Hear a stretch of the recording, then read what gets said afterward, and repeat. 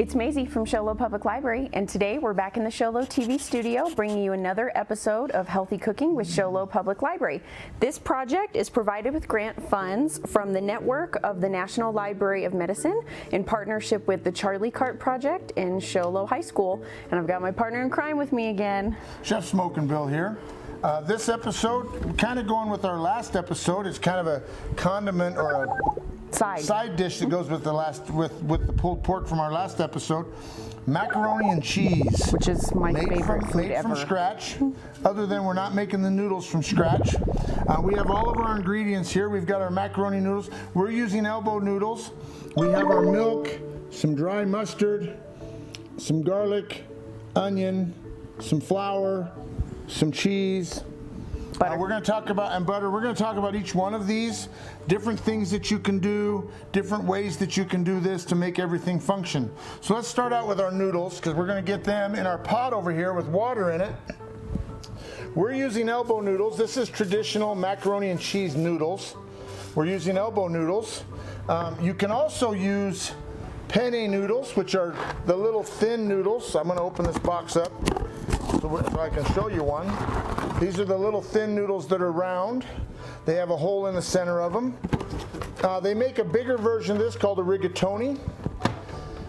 You can also use different kinds of noodles. You can use the bow tie noodles. I like those. Okay, now they make the bow tie noodles in a lot of different methods and different sizes. They make them small, medium, large. These are a larger bow tie noodle. I only have one problem with the bow tie noodle. It's really made for like pasta salads. Whoa. The center of it doesn't cook at the same speed the outside does because it's all packed together. So the center of it happens to stay a little harder than the outside. The outside gets real soft. I'm not a big fan of that noodle for that reason.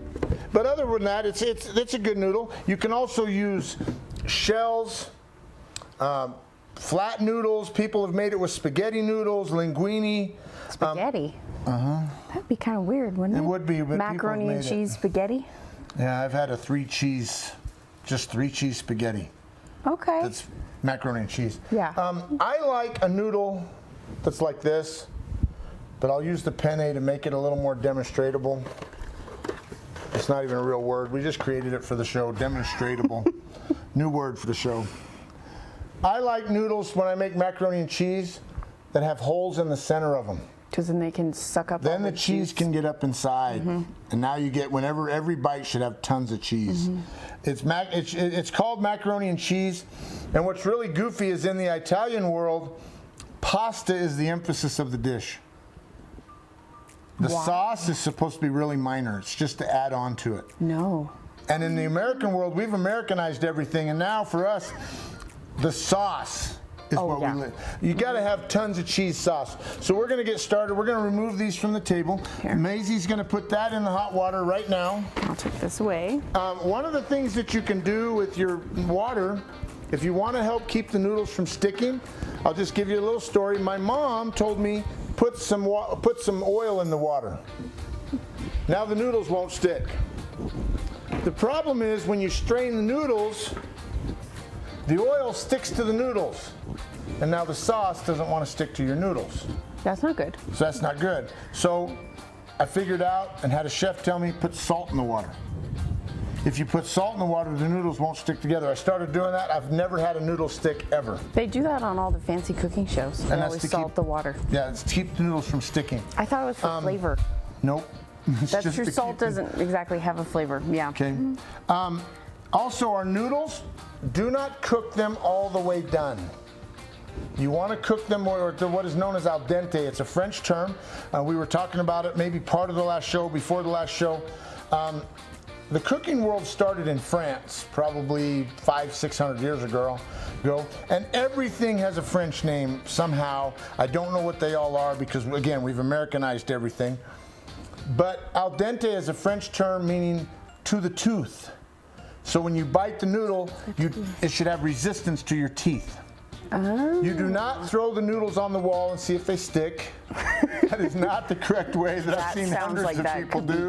They'll be throwing, oh, it sticks, they're done. No, that's not a correct way to do it. You check them and they should have resistance to your teeth. The reason why is because if you cook them all the way done, then you put them in that hot sauce, the sauce continues cooking them and they get mushy. Or if you're going to put it in the oven like we are. We're going to put ours in the oven. Okay, so we have our milk. We're going to get started here. It says to use 5 tablespoons of butter divided. So what we're going to do, we're going to talk about our butter here for a second.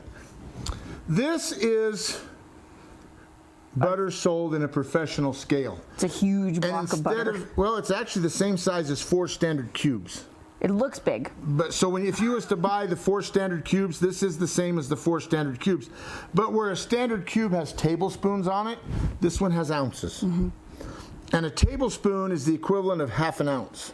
Okay. So if I'm going to cut this for a half ounce, I'm going to cut it at this 2 tablespoon mark, or this 2 ounce mark. And I want 2 tablespoons of butter. I'm going to get rid of my wrapper. Mm-hmm. I'm going to cut this in half. Since it was 2 ounces, I now have an ounce of butter, which is the equivalent of 2 tablespoons. We're going to turn our induction burner on. Again, remember, we're using an induction burner. If you have an electric stove, it's going to be a little bit different on your cooking times and your heats and things like that. If you have a gas stove, it again is going to be a little bit different. I'm going to put mine, to start it, on 8, which is probably closer to medium high. And when our butter melts, I like a whisk. Now, Maizie provided her whisk, which is plastic. It's silicone coated so you can use it on non-stick surfaces. I like metal whisks, and I'll use them on a non-stick surface because I know not to push too hard. But we're going to melt our butter, and we're melting just part of the butter at first. It says butter divided because we only want a part of it. And remember, again, back to our induction burner, if you're using an induction burner, has to be stainless steel, cast iron, something that is magnetic. Okay, so when we get our butter melted,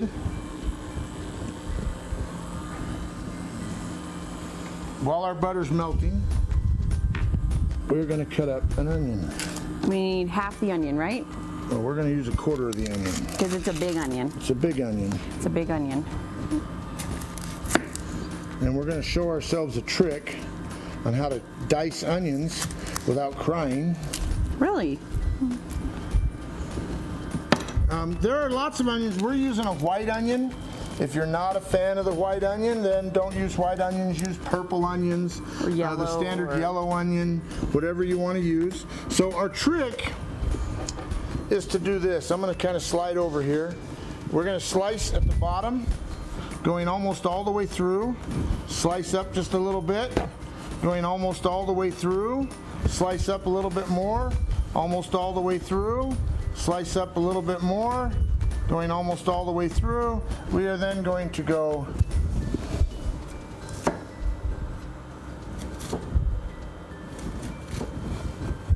that way it stays together.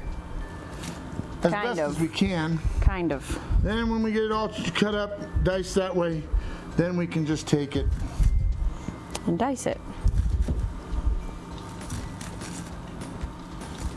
And we have our onion, and we can peel the skin off the top, throw that away.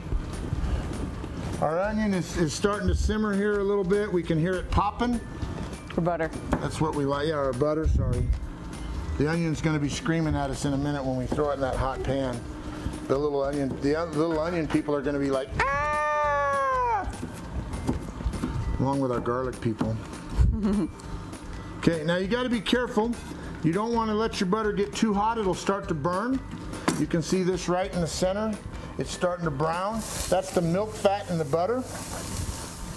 So we're going to take our garlic, approximately 1 clove of garlic. We're going to put our garlic in here. And we're going to stir it. Do you want a spoon? And we're going to turn our temperature down. No, I got a whisk. You got your whisk? I got a whisk. And we just want to cook this until the onions become translucent. And that's where you can actually start seeing through them a little bit. This is known as caramelizing or sauteing.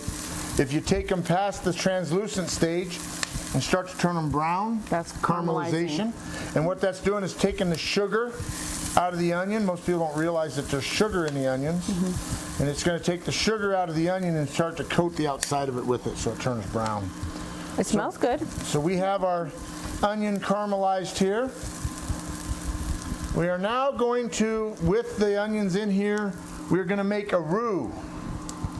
A roux is 50% flour, 50% fat. So we're going to continue with our butter. Oh, you need and we're more. going to add more butter. Never too much butter. Well, that's I think that if you ever read French cooking, that is the basis of French cooking. If you think you have enough butter, add more because you don't have enough butter. So we're going to get our butter to melt here. Roux is just fat and flour. We're using butter. Could you use shortening, vegetable oil, things of that nature? Sure, you could. You can use pretty much anything you want that's a fat. We're using butter. It's a little healthier than shortening. Shortening comes from vegetables. Lard comes from animals. Vegetable oil comes from vegetables. So you got to be careful if you're trying to be on a vegan diet or a vegetarian diet. You're going to want to stay away from lard. You're also going to probably stay away from butter.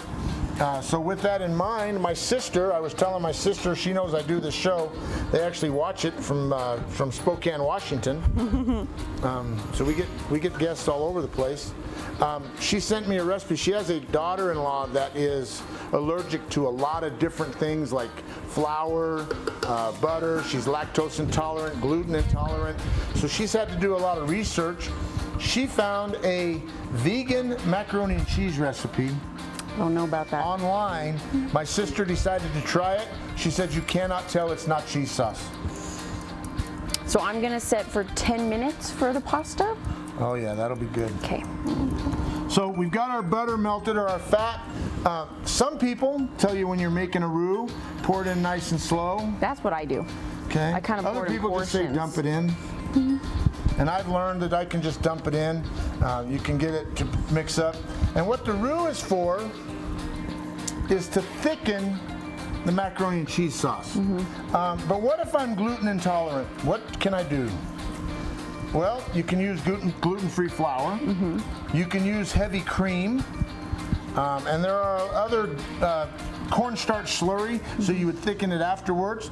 If all of these thickeners have to be heated, they will not thicken cold. I'm letting the roux cook. You want to cook the flour taste out of it. Yeah, and usually, like, I think when I usually do it, you can kind of smell it. It has like a cooked smell, so you'll know. Yeah, you get rid of the flour. Yeah, you can't smell that real starchy smell anymore. So we have our flour smell out of it. We're going to add in our water. Milk. Or milk. We're going to put in our dry mustard. Again, it's got the flavor of mustard without the vinegar flavor. If you like the vinegar flavor, you could use liquid mustard. We're going to start getting this warm. And then once it's all warmed up, we're going to add the cheese. Oh, drop the whisk in. that.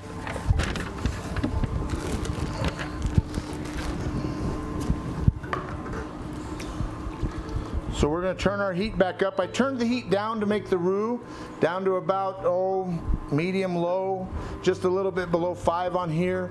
Again, I'm not wanting to burn the butter. If you burn the butter, just throw it out and start over. Okay, so you got to keep it kind of there. At school, my students get the privilege of using, because they have to make it, clarified butter.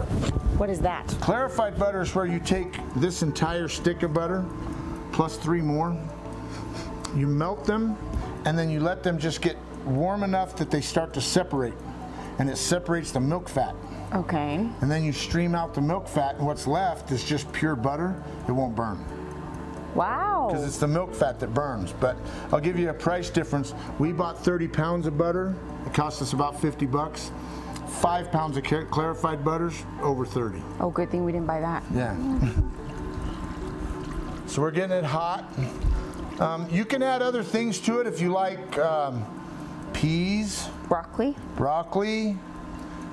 You're not really limited on what you can put in here. I'm a big fan of cheese.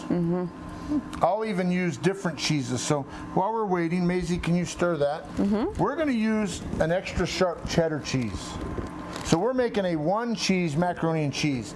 I actually like to make a 4 cheese macaroni and cheese. What kind of cheese? I use sharp cheddar, mild cheddar, Okay. white cheddar, and mozzarella. Ooh, I like white cheddar. White cheddar's good. All those cheeses all have a different flavor. They all have a different tartness. You can use Parmesan cheese. Make sure you get the meltable Parmesan cheese. Some Parmesan cheese doesn't melt. The stuff in the little containers that you shake on top of pasta doesn't melt. Oh. So it'll stay grainy inside of the sauce. So you have to Okay. make sure it melts. It's got to be kind of like flaked. Okay. And Parmesan cheese is very, very expensive. Again, we can get 20 pounds of cheese. If you buy them at Walmart, they're, a 5-pound bag is $10. A 5-pound bag of Parmesan cheese is like 25. Meltable Parmesan Yeah. cheese. So they're very, very expensive. Now we're going to turn it back up. We need to get our sauce kinda simmer. really, really hot. Yeah, kind Okay. of simmer. A little bit about our butter. I didn't put it away because I wanted to talk about butter a little bit. We are using unsalted butter. You can buy this at most stores. You can buy unsalted butter. You can buy regular butter. I like the unsalted butter because I don't like all the salt in my food.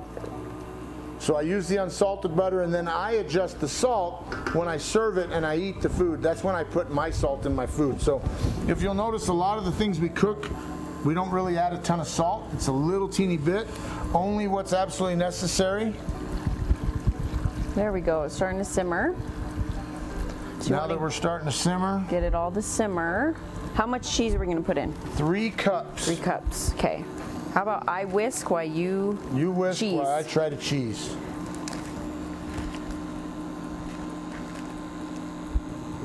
Cup of cheese. And you're just going to slowly add the cheese, and you're going to stir it, and it's going to melt. And you can put however much cheese you want. If you want more, you want less. The more cheese you put in, potentially you might need more milk, because you don't want it to be like super gloppy. You don't want that. You want it to be nice and smooth. Creamy. Yes, creamy. Creamy and smooth. So you got to kind of work on your cheese to milk ratio for what you think is right. For our amount of milk, this should be the correct amount of cheese, but we have extra milk in case we need it. And I've even used, instead of just this, I've used the actual bottles of like the double cheese from Roux, because it comes pre-melted. Yeah. So it just kind of goes in. So we're going to keep stirring, and we can see with the cheese melting, you can see it's starting to get the stringiness to it, which is what we want. Yep. And our pasta is boiling, and we'll drain the pasta, and then we'll add it to the sauce. It should be almost done.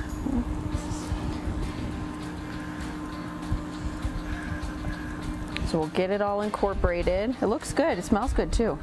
If you wanted to add, like other seasonings, garlic, onion. If you didn't want to use onion, you could use onion, your granulated onion. You could add garlic. I've known people that like it to have a little bit of an Italian flair, so they'll throw some Italian seasonings in it. Yeah. There's a lot of things that you can do to spice up your macaroni and cheese. I've even known a family that they're really into spicy food, and they will put chili powder Oh, in their macaroni I don't and know cheese. about that. So you're kind of only limited on your imagination and your flavor taste as to what you want in your macaroni and cheese. How do you want it to be? What do you want it to taste like? What do you want it to look like? Did we get the strainer out? No, it's down by your feet. Just thought about that as we were talking about this. How's our noodles? Almost done. We got probably about 2 more minutes on the noodles, and then we'll add them in. You want to get me a noodle? A noodle? Yeah, give me 2 or 3 noodles. Let's talk about the noodles. What we mean by al dente. Okay. Okay, I'm adjusting the temperature as I need to. Again, I don't want it to burn. This stuff, it's cheese and milk. If you've ever tried to cook with cheese and milk, you know how easily it is to burn those. Oh yeah, I think they're al dente. Okay. But you try one. So we're gonna try one. I think they are. That's al dente. Yeah? You can see what I mean. When we're looking at our noodles, you can see they don't squish. Okay? I can actually take a knife and cut it. That is how you want your noodles. You don't want them mushy. You want them like this. Okay. Okay, my sauce is done, so I'm going to turn it off. Again, an induction burner, it cools faster. I can already tell it's starting to cool down. I can touch it because it's cooling down. It uses magnetism. You can also, on your cheese, to back up a little bit, if you want to go a little more advanced, you can buy blocks of cheese and use those instead of the shredded cheese. Or if you want the cheese to melt faster, use the feather shredded. That's the real fine stuff. We're having a problem with our sink because it's not a real sink. And now it's hot. I don't want to reach my hand in there. All right, so we're going to take our noodles. We're going to strain them. Maizie did a good job trying to get the water out of it. However, this is the problem with noodles that have holes in them. Noodles that have holes in them is they happen to retain a lot of water.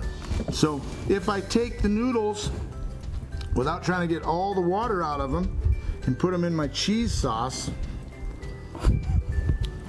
it's going to thin out my cheese sauce. Again, I'm a hands-on kind of guy, so, and it's not that hot yet. You want a regular spoon? Now we need a regular spoon. Here we go. So we're going to stir our cheese and our noodles together. And what the noodles are starting to do is the noodles are now continuing to cook with the cheese sauce. Now I've saved the cheese to the side here because I'm a big fan of cheese too. Like, remember the strawberry episode, I believe that the strawberries should cover up the shortcakes. You should really wonder, do you even have a shortcake? And I like cheese a lot. My figure kind of shows that I like to eat a lot. I'm not a thin person. Okay. I commonly joke that I love my friends and food are my friends. And I love to eat my friends. They're delicious. Okay, and then we are gonna cook ours in the oven. So if you just wanna eat your mac and cheese, you cook your noodles a little bit longer and then you just eat it. But we're gonna finish ours in the oven. So we've got an 8x8 casserole dish, which is what our oven will fit. If your oven will fit a bigger one and you wanna make a bigger batch, you can. All right. That's what ours will fit. On the noodles, if you don't want to measure the noodles, here's a way that you can actually do it. Fill your baking dish half full. Your mats. Because the noodles double when you cook them. You can see we had it about half full with the sauce and the noodles. We're right at the top. Yep.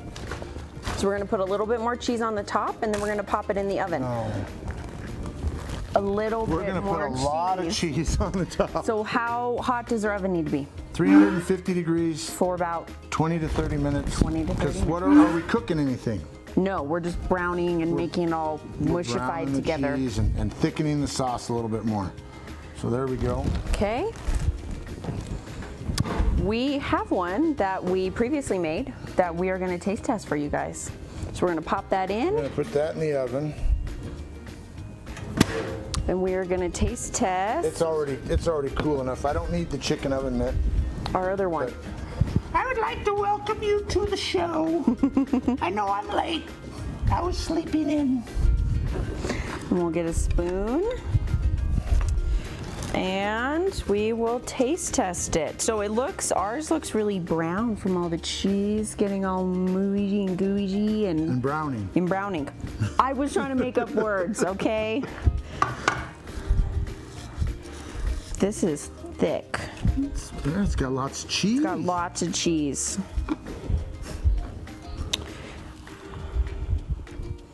Maybe. There we go. Now, because it's been sitting a little while longer, it's actually gotten thicker. When you serve it, sometimes you can actually get it right out of the oven. When you serve it, the cheese will actually ooze still. This has been out of the oven a little longer. A little while. All right, except we have no utensils. That's okay. I'm a hands-on kind of guy. Okay, no utensils right now, so we're just gonna go for it. And it's delicious. So whatever you like bake this in macaroni here, cheese. yes, it'll come out, it'll be all gooey with the cheese, and it'll be delicious. And we hope you guys like this recipe, and we will see you next time for another show. Bye. Bye. Have a good day.